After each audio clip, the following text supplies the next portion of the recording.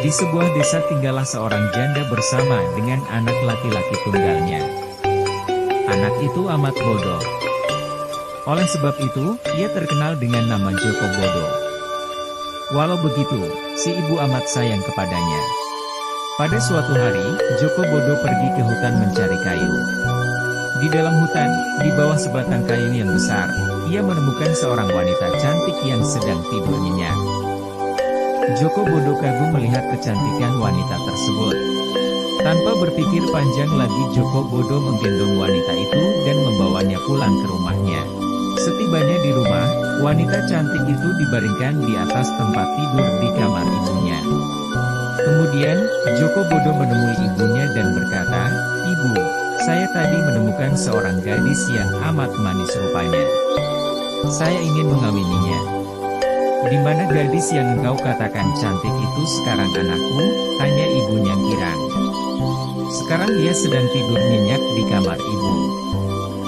Mungkin karena ia terlalu lelah menempuh perjalanan yang jauh dari hutan. "Ibu senang mendengar ceritamu, Joko Bodoh," sambut ibunya. "Siang telah berganti malam. Di luar, alam telah menjadi gelap." Namun si gadis belum juga bangun dari tidurnya.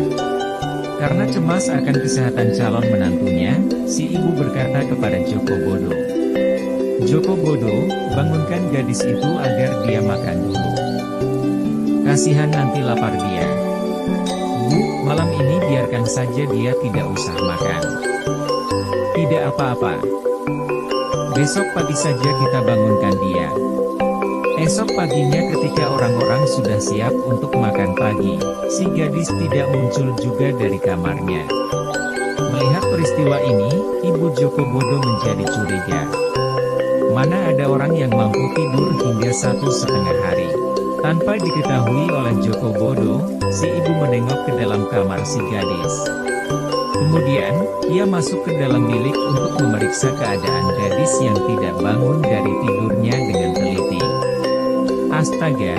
teriak si ibu sambil mengelus dadanya setelah yakin bahwa gadis yang dianggap sedang tidur itu sebenarnya sudah meninggal. Si ibu cepat-cepat menemui Joko Bodoh dan berkata, "Anakku, gadis yang engkau maksudkan itu sudah meninggal." "Saya tidak percaya, Ibu. Ia tidak meninggal. Gadis itu sedang tidur nyenyak dan sebentar lagi akan bangun." Beberapa hari kemudian tercium bau busuk. Ketika Joko Bodoh mencium bau busuk itu, ia menanyakan sebabnya kepada ibunya. Lalu sang ibu menjawab, "Anakku, bau itu berasal dari tubuh si gadis yang sudah mulai membusuk.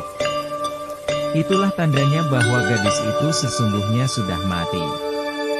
Orang yang mati akan mengeluarkan bau busuk."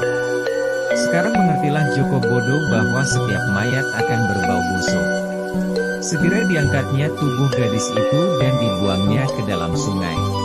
Pada suatu hari, ketika ibunya sedang memasak, tiba-tiba ibunya kentut.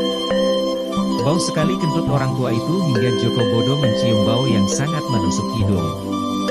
Tanpa pikir panjang lagi, ibunya segera digendongnya sambil menangis dengan sedih sekali, sebab disangka ibunya telah meninggal.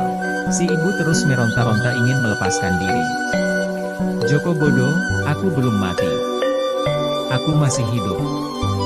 Lepaskan aku, ayo. Aku belum mati, anakku," mohon ibunya. "Ya, tapi tubuh ibu sudah bau." "Itu artinya ibu sudah mati," jawab Joko Bodoh. "Bau itu karena aku kentut," jawab si ibu sambil terus meronta.